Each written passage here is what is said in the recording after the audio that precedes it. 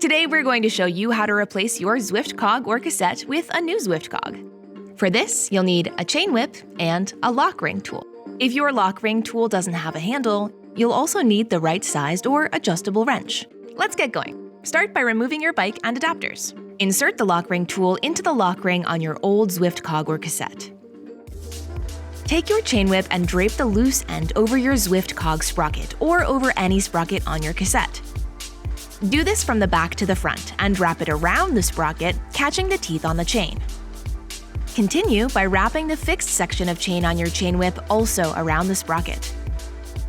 Once your chain whip is fully engaged, you'll be able to rotate it gently clockwise, so be sure to place it the right way around.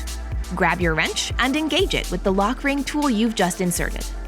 Next, grab the handles of each tool. Push down and loosen your lock ring by turning the chain whip handle clockwise while turning the lock ring tool counterclockwise.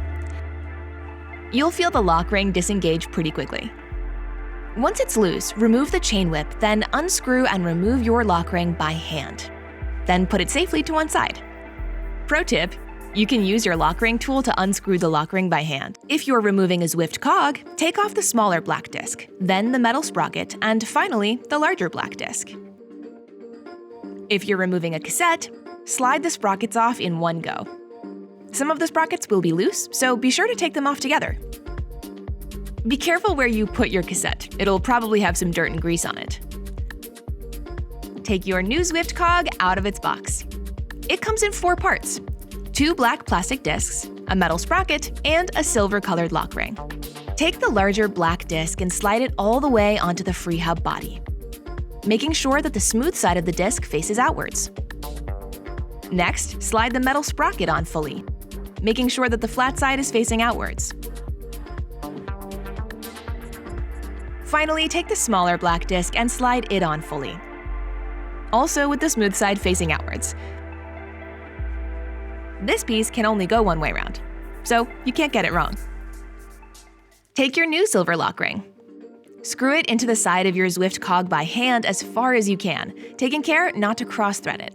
Grab your lock ring tool again and insert it into the lock ring on the new Zwift Cog and hand tighten. Grab your wrench and engage it with the lock ring tool that you've already inserted. Grab the pulley wheel on your trainer with your free hand. Turn the lock ring tool clockwise to tighten the lock ring. Be careful not to over-tighten the lock ring on your Zwift Cog. A quarter turn should do it. Now just reinsert your adapters, mount your bike, and you're ready to get Zwifting.